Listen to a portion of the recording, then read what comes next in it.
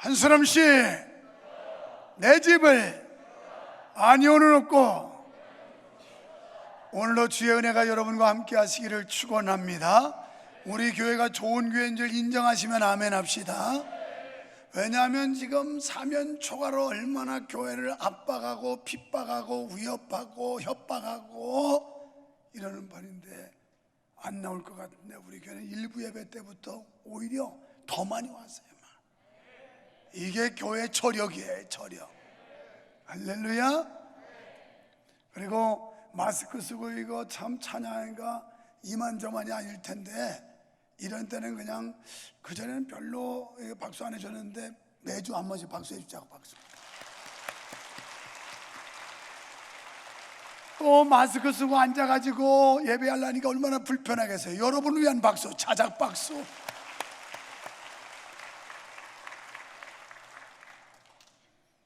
어저께 뭐 얘기를 듣다 보니까 이 오케스트라도 현악만 하고 관악은 다 빠지랬다고 그러더라고요.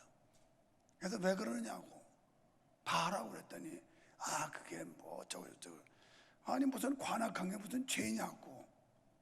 그랬더니 하여튼 그렇게 공지했다가 다시 재공지하라고, 그냥 현악도 다 오라고 그러라고. 요즘 뭐 예술하는 사람들 밥 먹고 살기 이 사람들은 뭐 구애 안 받는 사람이니까 괜찮을지 모르지만, 요새 뭐 비대면으로 살아야 되고 가서 어떻게 레슨을 할 것이며, 이렇게 어려울 때 하다못해 과일이라도 한쪽 먹으라고 지켜줘야지 무슨 소리 하는데 안 왔네. 아마 삐졌나? 언제는 오지 말랬다가 언제는 에이 더러워서 안 간다 그랬나? 나는 그래서 큰맘 먹고는 그런 건데, 2부 때는 보니까 거기는 관악 빼니까 막 사거리 전멸이더라고요. 그래서 내가 그랬어요. 그냥 다 와서 그냥 띄엄띄엄 앉아서 여기까지 앉든지 이래서 하라고. 이렇게 어려울 때일수록 우리가 의리 있게 지켜줘야 될 거 아니냐고 분명히 그랬는데, 아마 뭔가 기분이 나빴는지 전달이 잘 안 됐는지 아니면 착오가 생겼는지 난 모르지만 나는 할 도리 다 했어요. 나는 어느 교회에서 새벽 기도회를 마쳤는데, 예배 후에 어느 권사님이 얼마나 애절하게 기도를 하는지 안 하네. 꼭 기도 응답해 주세요. 죽으면 안 돼요. 살려주세요. 막 그러면서 애통하는 기도를 해서 이 소리가 얼마나 큰지 목사님 귀에까지 들려오고, 그래서 목사님이 기다렸어요. 저 권사님 기도 마치고 나올 때까지. 그랬더니 권사님이 기도 끝났길래 다가왔습니다. 권사님, 가족 중에 위급한 분이 계신가 보죠? 그렇게 애절하게 기도하시는 거 보니까, 예 목사님 죽으면 안 돼요. 목사님도 기도해 주세요. 꼭 살아야 돼요. 막 이러는 거예요. 그러면요 기도해 드려야죠. 누군데요? 무슨 사연인데요? 그랬더니, 목사님은 TV도 안 보세요? 그 가을 동화의 주인공인 은서가 지금 위급하다고요. 그러니까 꼭 기도해 주셔야 돼요. 살려야 돼요. 이런 취미도 더러운 취미가 있지. 아니 권사면 와서 예배하고 기도하는 일에 빠져야지, 세상에 TV 가을 동화에 빠져가지고 그 주인공이 지금 위급한 상황이라고 새벽 기도 와가지고 교회 위에 기도하고 나라 위에 기도하고 담임 목사 위에 기도하고 성도들 환자들 위해서 기도는 못하고 세상에 그 주인공 죽게 생겼다고 기도하고 있어요. 여기는 그런 권사가 한 번도 없는 줄로 믿어요. 교회 와서 기도 안 하지만 집에서 자빠져 주무시지만 하여튼 뭐 연속국의 주인공 살려달라고 기도하는 이런 취미는 없지 않겠나. 그런데 그 연속국이라는 게 묘한 겁니다. 거기에 다 막아 씌우면 예배를 드려도 그거 저녁 예배 못 오는 이유가, 옛날에 나도 겪어봤어요. 옛날 대조영 뭐 이런 거 할 때, 그거 한번 빠졌더니 그 다음에 이게 어떻게 되려는지 예배 관심이 없고 그거 다음 스토리만 관심이 있고, 그러니까 뭐 예배는 마음이 없고 그냥 제밥에만 마음 있는 것처럼 나도 해봤는데 이거 안 돼요. 안 돼. 이거 잘못된 취미, 엉뚱한데 관심 빠지면 안 된다고요. 여러분, 기도는 사명입니다. 기도는 명령이에요. 이 기도라고 하는 건 호흡이며 기도는 일이에요. 그래서 사도들이 바쁘다 보니까 믿음 좋은 7 지사를 세우고 교회 운영이나 경영하는 모든 책임은 당신들이 져라. 우리는 기도하는 일과 말씀 전하는 일을 하겠다. 기도가 얼마나 중요한지 몰라요. 우리는 기도해야 삽니다. 기도는 호흡이에요. 숨 안 쉬면 죽는 것처럼 여러분 영적으로 기도하지 않으면 죽어요. 또 기도는 노동이라고 누소는 말했어요. 그래서 이 기도가 그렇게 쉬운 게 아니라고요. 그만큼 노력이 따라야 되고 수고가 따라야 되고 이래야 기도할 수 있는 거거든요. 여러분, 하늘에서는 비상벨이 2가지가 있다고 그래요. 하나는 지옥의 비상벨이 있고 하나는 천국의 비상벨이 있는데, 사람이 죽으면 비상벨이 각각 다르게 울리는데요, 안 믿는 사람이 죽으면 지옥에서 비상벨이 따라라라 울려요. 하나 죽었다 지옥 올 인간이 하나 온다. 믿는 사람이 죽으면 천국의 비상벨이 울리면서, 야, 유만성 목사 천당 온다. 그 유만성 목사 있을 곳 거처를 만들어 놔라. 환영할 준비를 해라. 의장대도 만들고 환영인파도 준비하고 천사들 다 동원해라. 2가지 비상벨이 울린다. 여러분은 어떤 비상벨이 울리기를 원합니까? 당연히 천국의 비상벨이 울리기를 원하시는 줄 믿습니다. 그래서 이 기도라고 하는 건요, 해도 되고 안 해도 되는 게 아니에요. 반드시 해야 되는 거예요. 왜? 성경이 말씀합니다. 마태복음 26장 41절에 보니까 시험에 들지 않게 깨어있어 기도하라. 이 말을 바꿔서 말하면 기도 안 하면 시험 든다는 거예요. 기도 안 하니까 시험 들어요. 기도 안 하는 사람 말씀 듣다가도 시험 들어요. 기도 안 하는 사람 봉사하다가도 시험 들어요. 제풀에 지쳐서. 기도 안 하는 사람 사명 감당하다가도 시험 들어요. 왜? 기도 없이는 하나님의 교회, 또 성가대 찬양 기도 안 하고 하면 이것도 오래 못 가고 시험 들어요. 이 기도가 이렇게 중요한 거예요. 그리고 데살로니가전서 5장 17절에 보니까 쉬지 말고 기도하라. 이 말은 우리가 숨을 멈추면 되겠어요? 죽지요? 끊임없이 계속 숨이 들이쉬고 나가고, 이게 일어나야 신진대사가 원만해지고 우리 세포가 죽지를 않고 맑은 공기를 계속 들여마시고 나쁜 거 빼내고, 이래야 육체도 건강한 거예요. 우리 영적인 삶도 똑같은 거예요. 사실은요, 오늘도 이사야서 말씀을 가지고 이사야의 경고를 들어야 되는데, 이 설교의 주된 내용들은 지난 주 중에 화요일인지 새벽 기도 때 이 말씀을 나눴어요.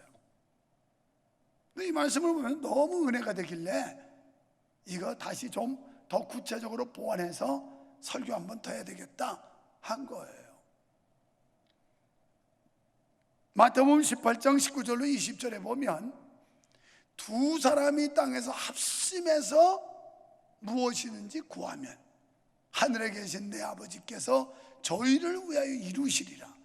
합심 기도. 집에서 혼자 개인 기도할 수 있지만 뭐 때문에 새벽에 시간 허비하고 여기까지 와서 기름 달구면서 오겠어요? 집에서 기도할 수 있지만 금요 기도회 때 왜 모여서 기도하겠어요? 성경에 보니까 우리가 합심해서 기도하면 하나님께서 우리 기도를 들어주신대요. 아멘. 이렇게 기도하는 거예요. 예레미야 29장 12절에 보면, 너희는 내게 부르짖으며 와서 내게 기도하면 내가 너희를 들을 것이요. 그 부르짖는 기도도 막 하는 겁니다. 또 야고보서 5장 16절에 보니까 병 낫기를 위하여 서로 기도하라 그랬어요. 그러니까 우리는 다른 사람을 위해서, 환자들을 위해서도 기도해 줘야 된다는 거예요. 아유, 뭐 나는 건강한데 뭐 내가 무슨 기도가 필요해?가 아니라, 우리 교회 성도 중에 몸이 아프고 이 사경을 헤매거나 위경에 빠지거나 위험에 빠진 이런 사람들이 있으면 기도해 줘야 된다는 거예요. 단순히 병만 말하겠어요? 요즘같이 경제 환경이 나쁠 때 경제적으로 압박받고 힘든 분들을 위해서도 기도해 줘야 되는 거죠. 여러분, 기도는 사람이 하나님과 협력하는 경로고요, 사람이 하나님께 부르짖는 방식이며 사람이 하나님의 영에 감동을 받는 과정입니다. 그러니까 우리가 기도해야 하나님이 역사하고, 또 기도할 때 하나님의 영에 감동을 받아요. 감동과 감화. 기도가 없는 사람은 영이 죽은 사람인데, 그것은 하나님의 감동을 받는 기관이 없다는 것을 의미합니다. 기도가 없이는 정상적인 영적인 생활을 할 수가 없습니다. 더군다나 성령의 뜻을 따를 수가 없어요, 기도하지 않는 사람은. 여러분, 기도하지 않는 것은 죄라고 그랬어요. 사도행전 사무엘상 12장 23절에 보면, 나는 너희를 위하여 기도하기를 쉬는 죄를 여호와 앞에 결단코 범치 아니하고. 기도 안 하면 죄 짓는 거래요. 그런데 우리는 다른 건 죄로 알면서 기도하지 않는 데는 죄책감이 없어요. 아니 뭐 기도하면 필요하면 하고 안 필요하면 안 하는 거지 뭐 답답한 사람 하는 거고, 나처럼 모든 게 안정되고 평화로우면 안 하는 거지 뭐, 이렇게 생각하는 경향이 있는데 이게 잘못된 생각이에요. 기도하지 않는 건 죄라는 거예요, 죄. 지금 얼마나 많은 죄들을 짓고 왔어요. 일주일 동안 기도도 안 하고 맹성하다가 지금 또 도시락 배급받으러 왔잖아요. 이거 오늘 설교 도시락 하나 받아가지고 일주일 버텨보려고 또 좀 오신 거 아니에요, 지금? 도시락 배급받으러. 그런데 성경은 그렇게 신앙생활하는 게 아니에요. 모이기를 열심히 하고 기도하는 데 전념하고 성도의 교제를 귀하게 여기고, 이게 성경이에요. 우리는 다른 실수는 죄로 여기고 두려워하면서도 기도 안 하는 것이 죄라는 사실을 인식하지 않습니다. 성도가 기도하지 않으면서 전혀 죄의식이나 양심의 가책이 없는 게 문제입니다. 그래서 교회에서 목사도 장로님, 권사님들도 기도하시면서 전혀 가책을 안 느껴요. 뭐 그게 무슨 죄냐고. 성경이 죄라고 그랬잖아요. 내가 죄라고 그러는 게 아니라 성경 말씀이잖아요. 내 말을 안 믿어도 되지만 성경 말씀은 믿어야 되잖아요. 이게 신자 아니에요? 교회 다니는 신자가 성경을 안 믿으면 그건 난 크리스찬이죠, 불신자예요. 여러분, 성경을 꽉 믿으시기를 축원합니다. 성경은 꽉 믿어야 돼요, 가감 없이. 이거 자꾸 자기 비유 맞는 거, 거슬리는 거 이런 거 걸러내는 게 아니고 성경이면 그냥 꽉 믿어야 돼요. 그래야 은혜 받고요, 그래야 살아요. 골로새서 4장 2절에 보면 기도를 항상 힘쓰래요. 또 기도에 감사함으로 깨어 있어요. 기도가 깨어 있어야 영이 깨어 있는 거예요. 우리는 기도를 통해서 하나님과의 관계로 살아갈 수가 있고 예수 그리스도를 닮아가는 삶을 살 수 있음을 믿습니다. 성경은 우리에게 쉬지 말고 기도라고 명령하고 있는데, 동시에 기도하기를 쉬는 죄에 대해서 지적을 하고 있어요. 그러면 어떻게 기도할까요? 1절에 보니까 사도 바울은 모든 사람을 위해 할 수 있는 기도를 가르쳐 주는데, 간절히 기도하는 거예요. 기도, 일반적인 기도예요. 그 다음에 도고, 내 문제가 아닌 다른 사람의 문제, 제3자의 문제를 놓고 기도하는 거예요. 감사의 기도가 있습니다.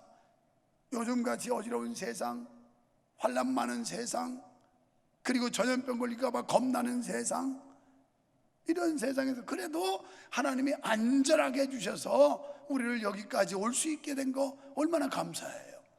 눈을 뜨면 하나님 오늘도 새날을 주시니 감사합니다. 이 몸이 사지백체가 온전해서 기거 동작할 수 있게 하시니 감사합니다. 이게 감사기도예요.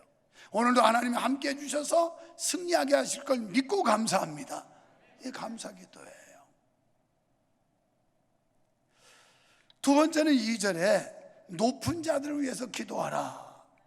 그리스도인은 합법적인 권력을 가진 사람들을 위해서 기도해야 된다는 거예요. 합법적인 권력을 가진 사람, 이 지도자들을 위해서. 그들이 올바른 정치를 해야만 사회와 국가가 안정되고 그리스도인들도 고요하고 평안한 생활을 할 수 있기 때문에 그렇다는 거예요.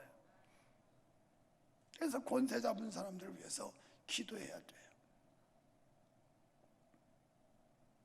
이건 원고에 없습니다만, 원고는 이미 벌써 화요일 날인가 월요일 날 새벽에 이 설교하고 바로 작성하기 때문에.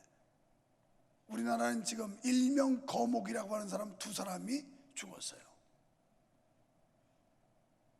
한 사람은 대한민국을 지키기 위해서 목숨을 걸었던 전쟁 영웅이 죽었어요. 한 사람은 시민운동가로서 인권운동가 했다는 사람도 죽었어요. 죽음을 놓고 의견은 분분합니다만은, 한 사람은 일제시대를 거치면서 일본에 무슨 매국노 짓을 했는지 모르지만, 그리고 나라가 해방되고 나라를 지키기 위해서 자기가 목숨을 걸고 부하들에게 내가 돌아서면 너희가 나를 쏴주게라, 나는 나라를 지키다가 죽겠다, 그러고서 전쟁 영웅이었는데 근래 와가지고 매국노로 취급이 돼가지고 표매돼서 현충원도 못 들어간다는 둥, 친일파라는 둥. 한 사람은, 이것도 좋아하는 사람들도 기분 나빠하겠다, 그치? 한 사람은 평생 깨끗한 것처럼 살았는데 결과적으로 불이 부당하고 이래가지고 애석하지만 목숨을 끊었고. 여러분, 나름대로 평가는 달리하겠습니다만 어떻게 역사가 이럴 수 있을까? 지금 2사람이 너무 대조적이잖아요. 한 사람은 아예 그냥 일제강점기에 어쩔 수 없이 뭘 했는지 모르지만 매국노로 지금 취급을 받고 친일파라고 그래서 이렇게 폄훼가 되고, 한 사람은 결과가 정말 은혜스럽지 않게 그게 사실인지 아닌지 그럼 조사해보란 말이에요. 왜 덮어버려요? 그러면 철저히 조사하면 될 거 아니에요. 그러면 공소권 없다고 덮어버리면서 무슨 할 말이 있어요? 그러면서 그게 사실인지 아니냐고 그렇지 않을 거라고 또. 그치?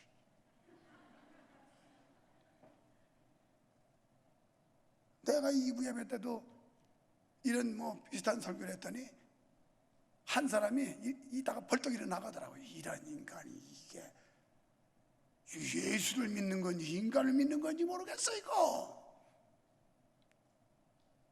여러분, 예수 믿어야 되는 거 아니에요? 여러분은 날 믿어도 안 돼요. 유목사 믿어서 천당 가는 거 아니에요.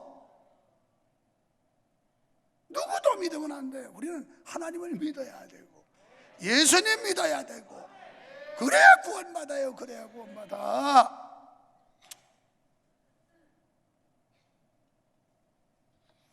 지금 2사람의 업적이 상반되고 있어요. 자, 이거 참 정치하는 사람들, 지도자들 위해서 기도해야 될 이유가 있는 거예요. 좀 가깝게 얘기하면 여러분 담임 목사 위해서 기도해야 돼요. 우리 교회요, 미안한 얘기지만 아무래도 담임 목사가 최종적으로 컨트롤해 가잖아요. 그런데 목사가 영성이 있어야 되고 하나님의 사람으로서 하나님 중심으로 서 있어야 되고 성경 적여야 되고 이래야 교회가 바로 가지. 그렇지 않고 목사가 삐딱하고 인위적이고 인간적이고 불신앙적이고 이러면 교회도 망치는 거. 그럼 누구 손에? 여러분 손에. 여러분 손에. 여러분 손에.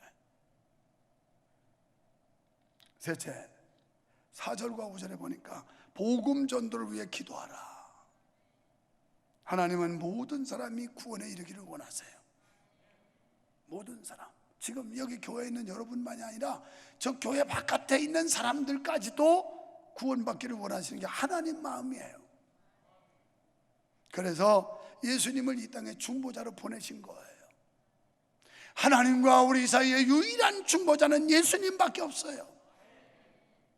그래서 요한복음 14장 6절에 내가 곧 길이요 진리요 생명이니 나로 말미암지 않고는 아버지께로 갈 자가 없다.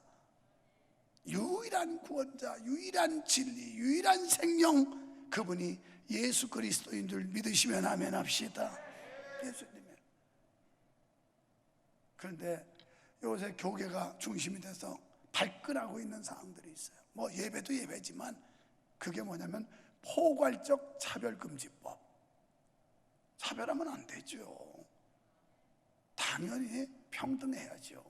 그런데 대한민국 헌법에 남성과 여성은 차별이 없다, 평등하다, 이건 헌법으로 다 규정된 거예요.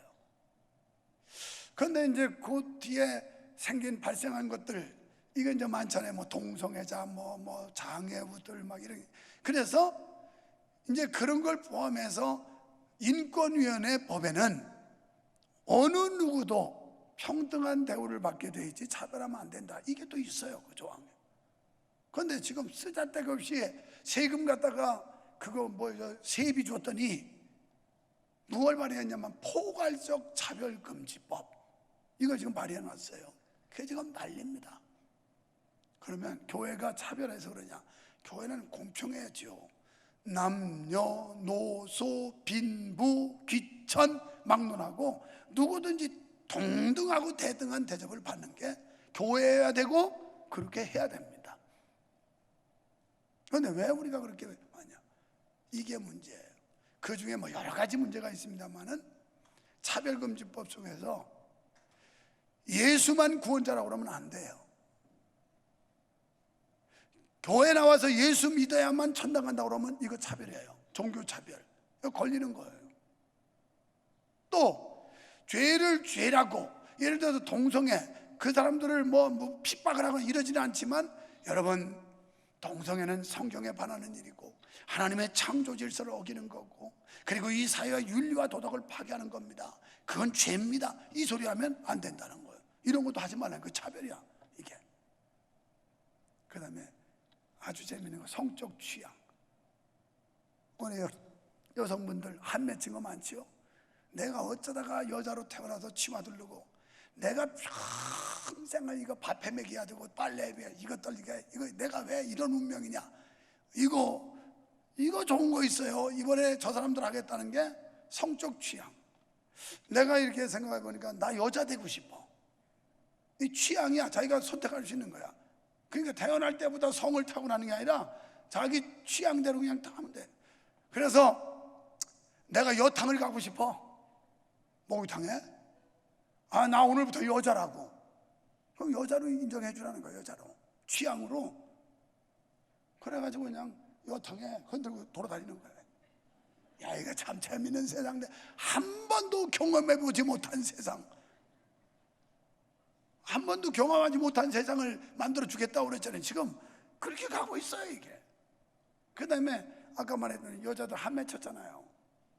그래서 여성들이, 자, 나 오늘부터 이제 남자야, 남자. 현남아. 그러면서 부인 집사님이, 현남아, 나 이제 오늘부터 남자야. 너나 나나 똑같아. 이래도 그 취향이기 때문에 인정하라는 거예요. 차별하면 안 된다는 거예요. 어떻게? 이 현남이들은 좋겠다. 그래. 그래 인마, 그래, 너 남자해라, 친구하라. 그럼 밥은 누가 할 거예요? 그러면 현남이가 해야지. 똑같은 뭐 대등한 관계, 남자인데. 이게 포괄적 차별금지법이라는데 다 내포되어 있는 이 조항들, 독소들이에요. 그래서 이건 윤리도 파괴하고 도덕도 파괴하고 하나님의 창조 섭리도 어기고, 그래서 안 된다고 지금 그냥 교계가 아주 기를 쓰고 반대하는 이유가 그런 거예요.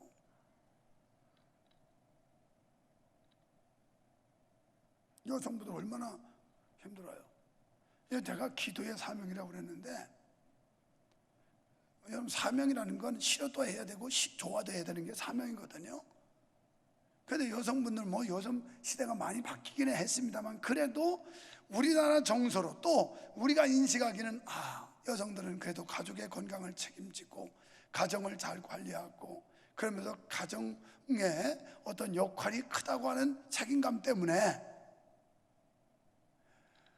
남편들은 일어나지도 않았는데 여성들은 일찍부터 일어나가지고 그러고서 가족들을 위해서 건강식을 준비하고 고민을 하면서 어떻게 하면 우리 남편 자녀들에게 몸에 유익한 거, 건강한 걸 만들어 줄까.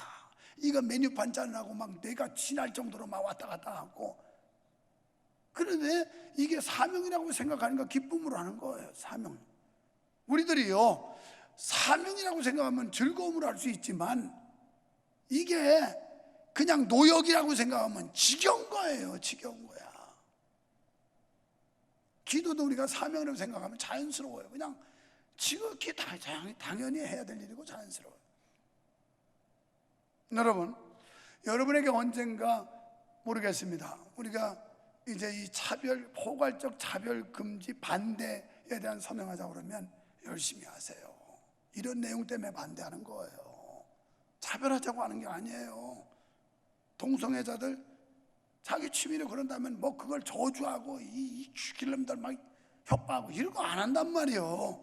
그러나 다른 사람들에게 이러면 안 된다고, 이건 죄라고, 죄지면 안 된다고, 또 그런 사람들에게 불쌍히 여기면서 돌아오라고, 돌아오라고, 새 삶을 찾으라고, 이런 거 하자는 건데 그게 차별이겠어요?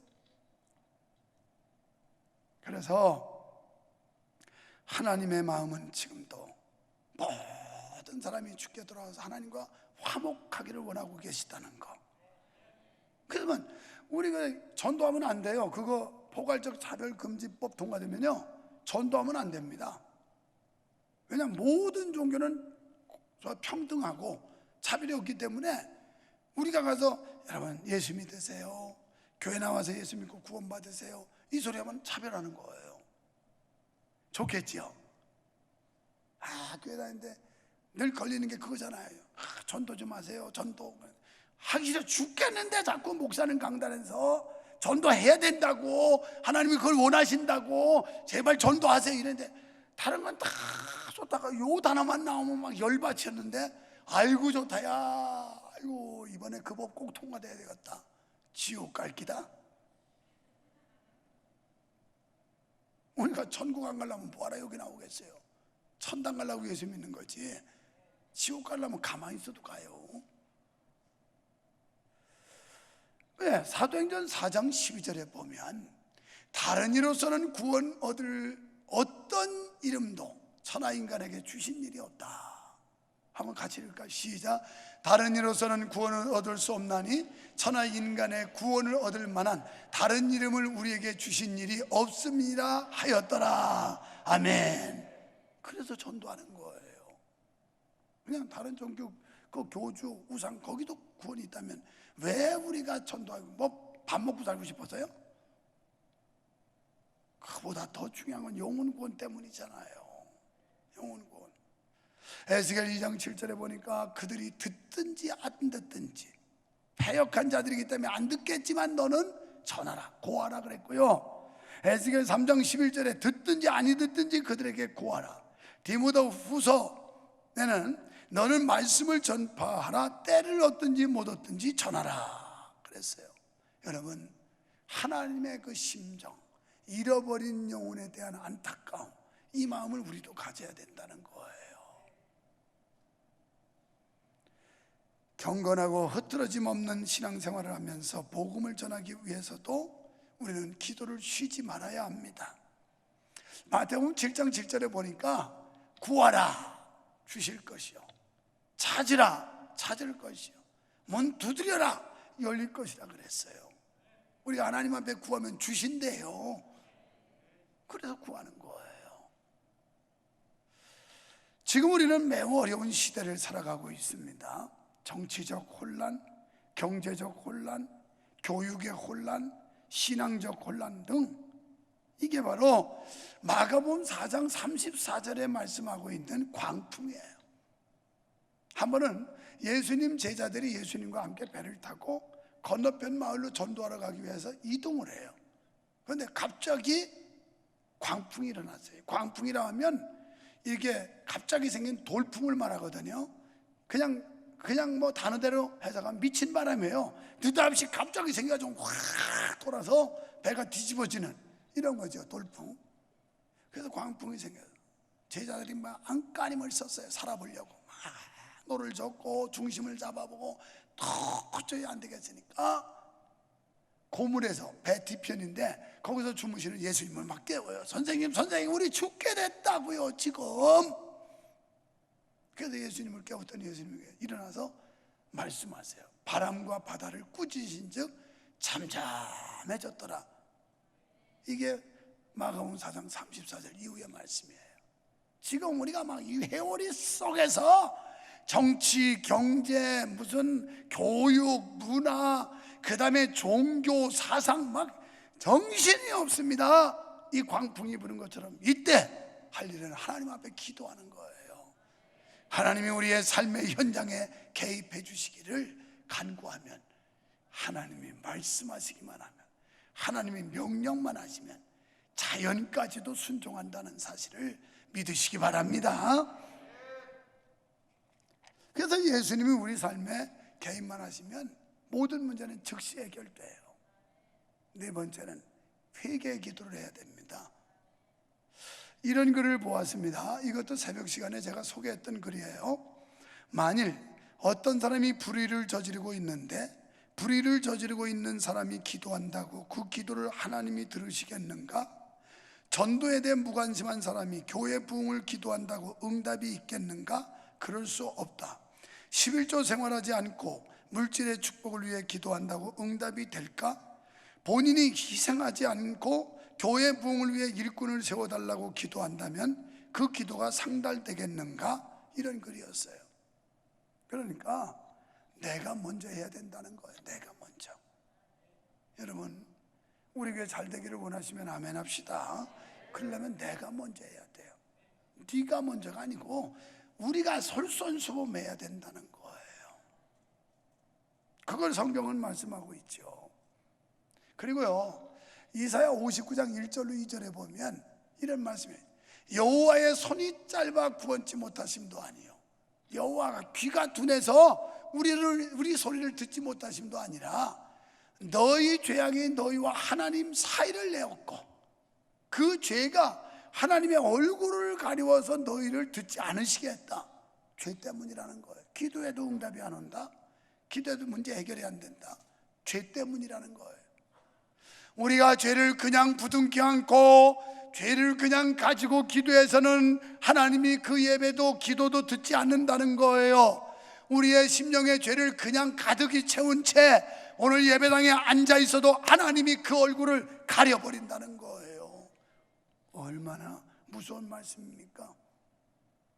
하나님이 우리가 대면해 줘야 되는데 하나님이 외면한다는, 아니 외면은 괜찮고요, 얼굴을 가려버린다는, 보기 싫다는 거죠. 꼴 보기 싫다는 거죠. 사람들도 어떻게 해요? 꼴 보기 싫으면 그냥 외면해 버리잖아요. 안 보잖아요. 우리가 죄를 짓고 회개하자면 하나님도 꼴 보기 싫어서 안 본다는 말씀처럼 이렇게 이해해도 될지 몰라요. 그 얼굴을 가려버리겠다. 아무리 울고불고 떠들어도 하나님이 안 듣겠다. 하나님이 구원의 손을 뻗어서 우리를 건져 올려셔야 하는데 지금 광풍을 만나서 풍랑의 위협 속에 어떻게 보면 빠져서 허우적 하고 푸아 하고 있는데 누군가 와서 구원의 손을 탁 하면서 쫙 건져 올리는 이런 은혜, 이런 역사. 지금 얼마나 힘든 때, 얼마나 혼란한 때, 얼마나 고통스러운데 이런 때 구원자 되신 하나님께서 구원의 손을 쫙 뻗어가지고 우리의 손을 탁 잡아서 탁 끌어올려주는 이런 은혜, 이런 축복이 우리 교회와 여러분에게 있어지기를 축원합니다. 여러분, 우리는 사도 바울이 기도에 대해서 가르치면서 성도는 자기만이 아니라 다른 사람을 위해서 중보와 도구 기도, 중보 대신 기도하는 거잖아요. 이거 하라는 거예요. 여러분, 아브라함이 자기 조카 롯을 위해서 얼마나 기도했어요. 하나님 앞에 몇 번씩 번복해가면서 하나님께서 자기 아브라함의 조카 롯이 살고 있는 소돔 고모라가 죄악이 관영해서 심판해서 멸망시키겠다고 그래요. 그러니까 아브라함이 막 깜짝 놀래가지고 하나님께 기도하죠. 그래서 하나님께서 조건이 의인 50만 있어도 멸망시키지 않겠다. 그게 없다는 얘기거든요. 아유, 하나님 죄송해요. 45명을. 오케이, 45명 때 아유 하나님 죄송한데요, 40명은요 그래 40명만 있어도 내가 멸망시키지 않을게. 아유 하나님 정말 죄송한데요 35명이요. 35명 좋아. 아유 하나님 진짜 미안한데요 30명은요 30명도 좋다. 이래서 깎여 내려가다가 하나님 정말 죄송한데 딱 한 번만이 10명은요 10명도 좋아. 근데 10명이 없어 소돔 고모라 멸망하지만 아브라함의 그 간절한 축복 기도가 결국 조카 롯의 가정을 구출시켜요. 이렇게 혼란하고 어려운 시대 우리가 가정을 위해 기도하고 교회 위해 기도해야 되고 나라 위해 기도해야 되고 성도 위해 기도해야 될 때인 줄 믿습니다. 여러분 누가복음 23장 28절에 보면 예수님께서 예루살렘에 십자가 지려고 올라가시는데 여인들이 따라왔어요. 그러면서 이 여인들이 질질 우는 거예요. 엉엉 우는 거예요. 예수님 그리 마옵소서, 십자가 지시면 안 됩니다. 막 이렇게 울으니까 예수님이 예루살렘의 딸들아 나를 위하여 울지 말고 너와 너희 자녀를 위해서 울어라. 지금은 우리가 흘려야 될 눈물이 예수님 때문에 우는 게 아니라 내 자신의 신앙과 내 자식의 문제 때문에 울어야 된다는 거예요. 다음 세대 때문에 울어야 된다는 거예요. 한번 문자 편지 한번 소개하겠습니다. 목사님, 제가 눈물로 감사 기도를 드렸어요. 막내 시아가 인생학교 가기 전에 학교 선배들이 데리고 가서 술과 담배를 억지로 하게 했어요. 그러다가 함께 휩쓸려 다니고 거짓말을 하고 학교를 늦게 가거나 안 가고 학원도 거짓말을 하고 안 갔어요. 3개월 동안 눈물로 기도하고 학교랑 학원 끝나면 데리러 가고 조사하고 위치 추적까지 하고 다녔어요. 그리고 인생학교가 생겨서 학교를 그만 다녀도 되니까 인생학교를 한번 다녀오자고 했어요. 인생학교를 보내고 남편이랑 매일 거실에서 눈물로 기도를 했어요. 자녀를 살려야 되니까 기도를 안 할 수가 없더라고요. 자녀를 보내면서 목표는 딱 한 가지라고 전해줬어요. 오직 하나님을 전인격적으로 만나는 거야. 반드시 만나주신다고 했어. 라고 대화를 나눴어요. 중간중간 집에 오고 싶다고 했지만 지혜롭게 잘 이겨냈어요. 한 달 반이 지나서 왔는데 하나님을 인격적으로 만났다고 하면서 울면서 간증하더라고요. 본인은 술과 담배를 못 끊을 줄 알았는데 생각은 나지 않지만 왜 그것이 나쁜 것인지 영적으로 분별되고 깨달아져서 끔찍하다고 했어요. 목사님, 주일에 성도를 향해 설교해 주셔서 감사드려요. 저도 주위 분들에게 많이 권면하지만 다들 우리 애들은 예배 잘 드린다, 말도 잘 듣고 있다고 하니 더 이상 권면할 수가 없었어요. 목사님께서 호소해 주셔서 감사드려요. 그동안 너무 자식에게 안일했고 교회 나오면 다 착한 줄 알았어요. 밖에서는 정말 말도 할 수 없는데 깨닫지 못하니 마음이 아프네요.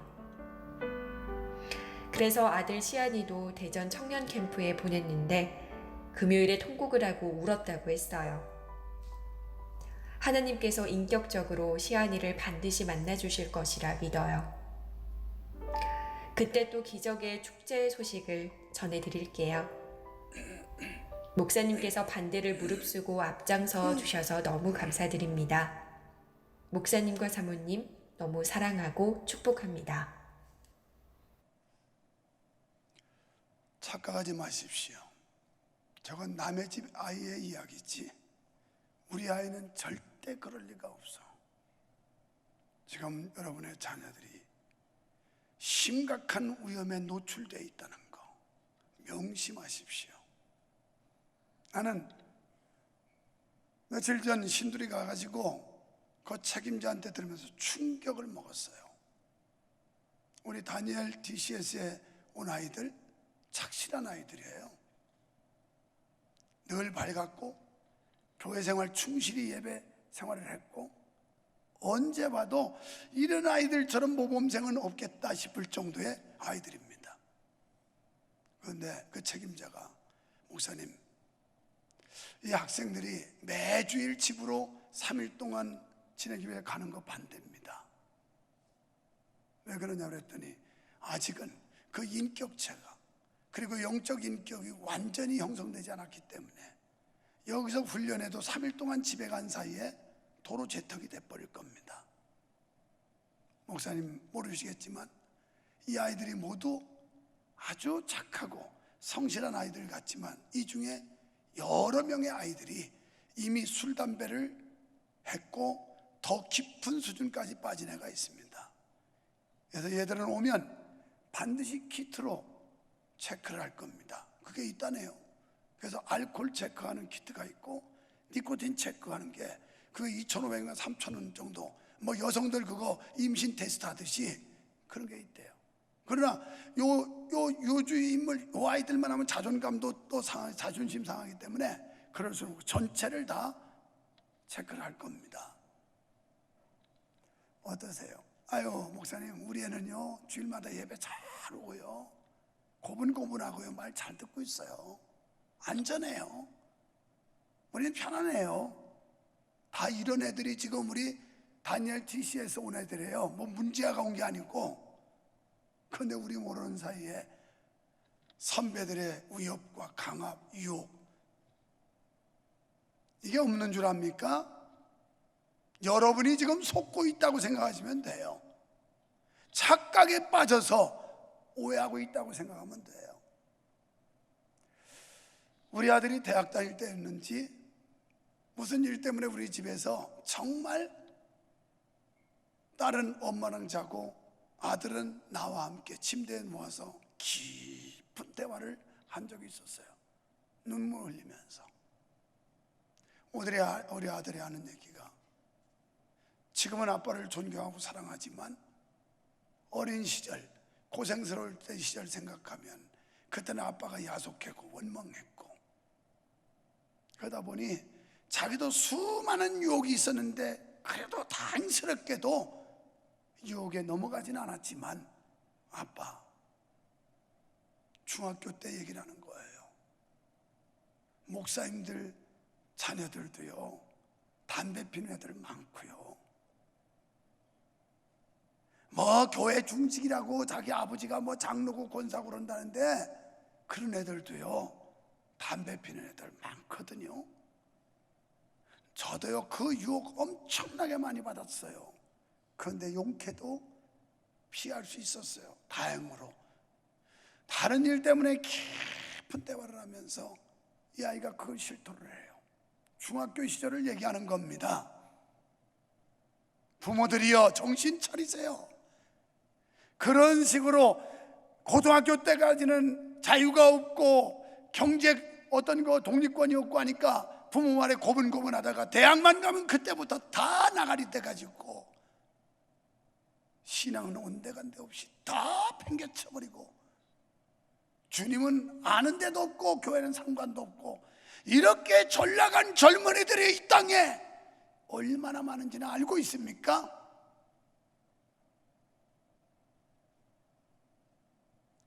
이렇게 심각한 시대를 살아가면서도 이걸 느끼지 못한다는 게 우리가 큰 문제옵시다. 나는 그들이 듣고 충격을 받았던 거. 그런데 그러고 와서 주일 밤엔가 이런 사례를 얘기했더니 이건 싫어합니다.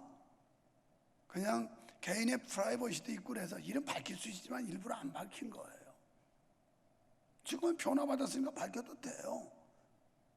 뭐 그 사례가 수치스러운 게 아니라 주님 만나고 참 삶을 찾고 삶의 목적과 의미를 되찾은 후에 얼마나 자랑스러워요. 내가 예수 믿고 이렇게 변했습니다 하는 건, 이건 떳떳하고 자랑스러운 거지만 아직은 이렇게 가명으로 일부러 영상물을 제작하라고 그랬어요.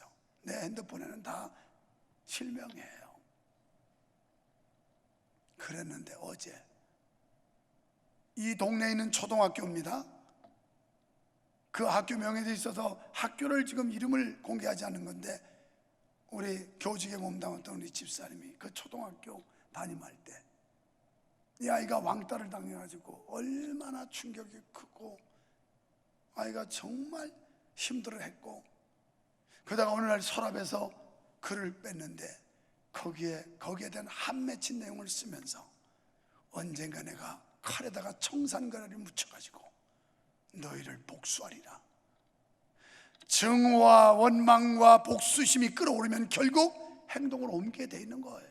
순간적으로. 이게 지금 초등학교 일입니다. 이것도 지원했다고요? 그 엄마가 컨퍼런스에 직접 왔던 분이에요. 영통에 있는 다른 교회 다니는 집사님이에요. 실화예요, 실화. 초등학교가 이 지경이라면 중고등학교는 어떨까요? 그건 뭐 감당할 수도 없는 지경이지요. 지금 이렇게 심각한 위험 속에 노출된 세대가 우리의 자녀, 손자, 우리의 자식, 다음 세대들이란 말이에요. 오죽하면 예수님께서 너희들이 나 위해서 울지 말아라. 너와 내 신앙과 너희 자녀를 위해서 울어라. 사랑하는 부모들이요, 사랑하는 할머니, 할아버지들이요, 내 자식 다 커서 시집장가 끝낸 게 아니라 여러분의 손주 새끼들 있지 않습니까? 사랑하는 부모들이요, 여러분의 자식이 대학 나와서 이제 출가할 거면 기다린다면 손주 낳지 않겠습니까? 지금 이 사회적 현상과 분위기가 이게 현실이란 말이에요. 하나님 앞에 기도해야 돼요. 자녀를 위해서 우는 부모가 되기를 주님의 이름으로 축원합니다. 하나님 아버지, 참으로 심각한 위험에 노출되어 있습니다. 우리도 양심이 마비되어 있고 영성은 망가질 대로 망가져 있습니다. 양심도 화인 맞아 있습니다. 감동도 감각도 없고 잘못된 사상들로 꽉 차 있어서 그리스도의 사랑은 온데간데 없이 사라졌습니다. 주여, 이제라도 깨워주시옵소서. 깨어나게 하여 주시옵소서. 회개하게 하여 주시옵소서. 기도로 일어나는 교회, 기도로 깨어나는 성도들 되게 하여 주시옵소서. 예수님 이름으로 기도하옵나이다. 아멘.